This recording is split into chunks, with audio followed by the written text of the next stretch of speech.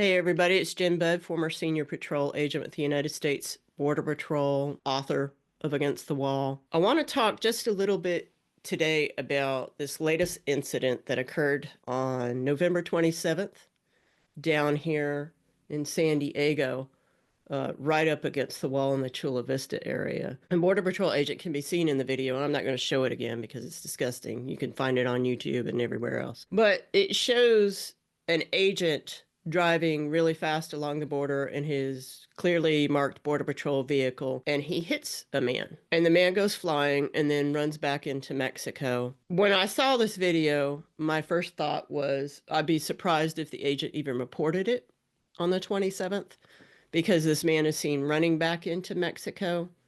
And agents usually, when they do this, they think, oh, he's fine, and they just don't report it. The video ends up coming out on X on the very next day, on the 28th. And then Pedro Rios of American Friends Services Committee, which is a rights group down here in San Diego, took that video and put it on Blue Sky.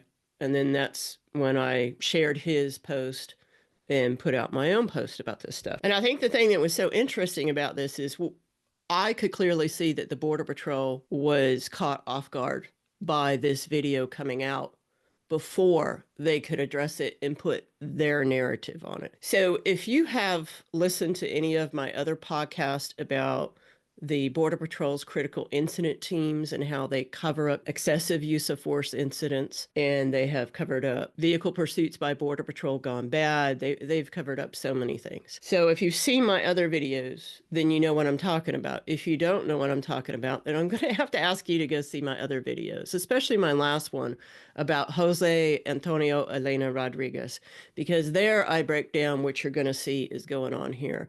I break down how in the Border Patrol, we have a system with which to address these use of force issues, these excessive use of force issues.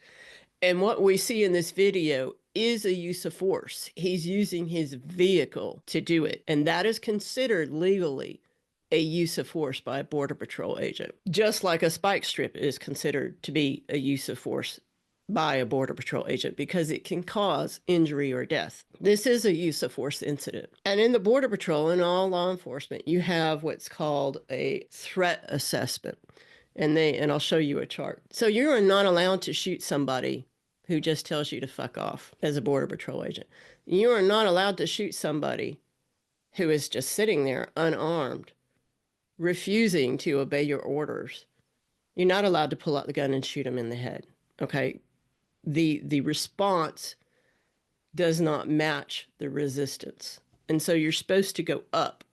As the person escalates their resistance, then you can escalate your response to that. The response to entering the country illegally, and no weapon was pointed at this agent or anything like that, was excessive. The use of force this agent used is excessive. There's no denying this. There's no denying this. You could see how wide the road is. You could see that the agent is driving really close to the wall, which is dangerous on those dirt and gravel roads. I can tell you as a former agent who's driven it, I can tell you I've been driving those roads for 30 years. It's very dangerous to go above about 5 miles an hour. And I know that seems really slow, but when you get out there and you drive these roads, you're going to feel like you're flying. So this guy's flying down the road and driving dangerously on the border road anyhow. He's coming towards human beings with this 2-ton vehicle, right? And if you look closely at the vehicle, you notice the man does not hit his brake lights. The Border Patrol agent does not slow down when he hits this man. He does not stop immediately and get out of the car to see if the man's okay. He drives past and out of the sight and then ends up turning around and coming back. The man, like I said, he gets up and runs away. I don't think this agent reported this the day it happened. If it did, there should be a serious incident report, an SIR. If he did, there should be a use of force report that is dated by the computer according to the time that you enter it. Let's see those reports. I don't know that, I question whether or not the agent actually reported this, because this is how it usually happens. Some agents think this is funny. In my experience, a lot of agents have done this. So the problem with this is the video gets, like I said, the video gets out, and so they don't have control of the narrative before the information gets out. And this is going out on social media. When incidents like this happen, the management and everybody groups together. They tell the union what to say, and they tell the press information officer what to say to the press. That's how it then gets into the press, and that's how the story and the narrative is controlled by the Border Patrol, because the press will print whatever the Border Patrol tells them and not fact check it and not dig for anything. They're behind the ball on this one. They don't have the narrative out. So, like I said, the incident occurred on November 27th. The video came out on the 28th. And then on December 4th, 2024, on Blue Sky, I wrote, regarding the Border Patrol runover case, look for, quote, narrative control, unquote, from the union, like, quote, this area is known for drug smuggling, or an agent was shot at near here. So what they have to do in order to justify this agent's use of force is create the conditions in his mind that he feared for his life or for the life of others involved. And that's why he had to run over that man. Because if it gets to court, the jury's instructed that if there's a reasonable doubt that this was an excessive use of force, then they cannot find the Border Patrol liable, and they cannot find the agent criminally liable or even civilly liable. And so what they're doing is they want to put the jury in the mind of, well, how would you feel if you were going down this road and you knew that area was a danger, and you knew this, you know, because to the Border Patrol, every area is a hot topic. You know, it's a smuggling place. It's where they're bringing drugs across and this and that. But they won't give you any evidence of that. They won't bring out, oh, you know, here's an incident right here, same GPS, same this, them, you know, they won't tell you any of that. They'll just float it out there. And so this is, I write further, this is to create the idea that the agent was in fear of his or her life, for their lives. The press will then echo this, make the agent the victim, and make the man that was hit the aggressor. And I even said they might even accuse him of being a smuggler, because they need to make this man who was the victim, they need to make him out to be the bad guy. But let's be clear, even if he is a cartel member, even if he is a drug smuggler, even if he has a prior history, does that give the Border Patrol agent who does not know him and encounters hundreds of migrants every week who are not dangerous criminals, the vast majority, less than 1%, are dangerous criminals, does that give the agent then the right to use excessive force, which is in violation of their own use of force policy? Does that then give the agent as well the right to dish out excessive force? As agents, as law enforcement agents, we don't get to decide what kind of punishment you get. The idea that you could sit there and say, well, he was a smuggler anyhow, it doesn't matter. You have to look at the circumstances that the agent is in right then and there. And that is clearly that nobody there was presenting a threat that needed that amount of use of force. And the Border Patrol failed to come out with any kind of press release or anything about this. So you have the 27th that it happened. They could have come out with something that night, 28th, 29th, 30th, 31. So that's 5 days in November. And then you have at least 4 days in December. The first time anybody says anything is on December 6th. So you have 11 days since the incident happened, and the Border Patrol has not come out and said anything about it. The first people to talk about this was Telemundo. It's on YouTube. And Telemundo did this interview in Spanish and everything. But it did not hit the American press until December 6th. That's a full 11 days after the incident. And Border Patrol has not officially released anything. It's December 12th. This is why I think they got caught flat-footed on this, is their lack of response. But what happens on December 6th is what I said they're going to do. They will float this in U.S. media. They will float this through their right-wing allies and some of these lower-level media outlets that are just sycophants and push Border Patrol propaganda. These are people who they give their reporters huge amounts of access. So we're talking like News Nation and OAN and places like that. That's usually where they start floating these articles. And one of their favorite people to go to is Allie Bradley of News Nation. She likes to get, there's pictures of her on San Diego sector's headquarters, palling around with the chief, palling around with the helicopter pilots. You know, she gets VIP treatment when she's here. But the Border Patrol will always start this narrative with these small outlets, and Allie Bradley is a favorite of theirs. And so on December 6th, she comes out with an article in News Nation, and she states that she has an exclusive because the Border Patrol has put out a memorandum to all its agents that their lives are in danger because this man was a member of the cartel. But what makes her think this man is a member of the cartel? He could be, he could not be. We don't know. We have no idea. She says the Border Patrol, somebody told her that this man was a cartel member.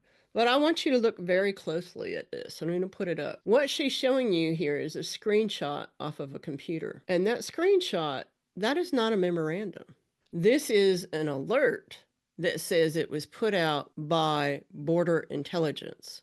So she's saying she got an exclusive sneak peek of internal intelligence documents, is what she's saying. I think it's also important to note that the law enforcement sensitive designation on this means that she should not have this document, which means that this document was leaked to her, which means the Border Patrol or somebody or FBI needs to investigate who leaked this to her. Because when these documents are unclassified, they get a line through that law enforcement sensitive for official purposes only. They will get a line through that, and it will say that it's unclassified or that it's released to the press. No longer is it law enforcement sensitive. I don't see that anywhere on there. There's nothing on there. So that tells me that somebody has given her an internal intelligence document. That's one problem. The second problem I have with this document is that it is dated. They say that the intelligence, they learned about the intelligence of this threat from the cartel as revenge for running over this guy that they're going to shoot and kill Border Patrol agents. But that date is December 4th.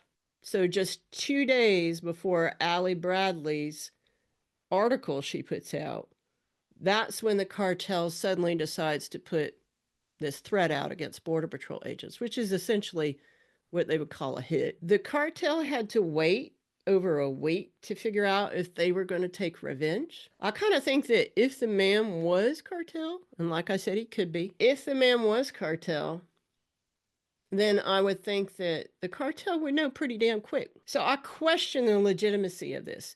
And I also question this because I was a San Diego sector intelligence agent.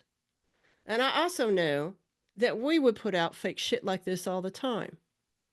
When one of our agents got in trouble for doing stuff, we put out these fake things. There's no proof that this man is cartel. There is absolutely no proof that the cartel has come out and done any of this or actually threatened any of this. They're just saying it. And the Border Patrol has a very long history of lying to the press, as long as the press has a history of repeating their lies. So I would say that for right now, until Chief McGurk, Daniel, comes out and says, oh yeah, this is legit, my agents are in danger, or somebody with a badge and a gun comes out and says this, and says, yeah, this is legit, she gave no sources. For all I know, that document could be made up. I could have made it up. Why isn't the Border Patrol coming out and saying this? If this is really going on, if agents' lives are in danger, doesn't McGurk need to come out and give a press conference here in San Diego at least? But they won't talk about it. And this is what they do all the time. They put this shit out. So a lot of times it'll come from the union, and a lot of times it'll come from the press information office. I don't know where she got this information. She won't tell anybody. And no agents will come forward. So as far as I'm concerned, this is propaganda bullshit. So now they're floating that he's a cartel member. Kind of like he deserved this, right? Okay. So that creates that extra fear in the agent's mind. That creates the reason in their mind of why the agent would use excessive force against this man. So then it takes 3 days, December 9th, it makes its way to Newsweek. Newsweek is a little bit more reputable because back in my day in the 80s and 90s, Newsweek was reputable. It's no longer reputable. Hasn't been for quite some time. Newsweek puts it out, repeating what Ms. Bradley said, but still no comments from the U.S. Border Patrol. Nobody with their name will come out. Then the next day, 2 more outlets come out. The Blaze, which is right-wing propaganda and lies, and then the New York Post, which is Donald Trump's, favorite. They put out a lot of bullshit too. The union and the agency like to push stuff through the New York Post too. On the 11th, we have Fox Business News come out and say this. This is a video on YouTube. They cannot seem to get a Border Patrol agent to come out and talk about it, so they bring somebody who they call a border sheriff from Texas to talk about it. And he goes so far to say they're like, oh, well, now the cartel's threatening all Border Patrol agents across the border. The cartel has different groups, and different groups control different areas. So the cartel that works in the Tijuana area and the Baja California area is not the same cartel that necessarily works in Texas. So now this threat has gone all the way across the border, and all agents' lives are in danger. And yet, nobody in that green uniform with that badge will come out and say anything. No sector chief, and even the chief of the Border Patrol. If this is so fucking serious, why isn't the chief of the Border Patrol out here warning everybody? This is all in service to make you feel sorry for the agent, to control the narrative. And like I said, even if he is a member of the cartel, just crossing people across the border like that with a ladder, if that allows you to take a car and run them over, then we have some really serious problems. We have some really serious problems. But this is all pattern and practice in the Border Patrol. This is what we used to do when I was an agent. This is what they do now. And the thing that gets to me the most about this is an ex-agent, because if you've read my book and you know anything about me, you know I'm both proud to have been an ex-agent and also ashamed. I'm ashamed because of shit like this. This is bullshit. If this really happened, McGirt, get your face in front of the cameras and say it. Say it. Chief Owens, head of the whole Border Patrol, if this really happened, if your agents' lives are in danger, get on CNN and say it. Say it. This is how they set it up. The agents are never wrong. The agents are always the victims. And the victims are always the aggressors.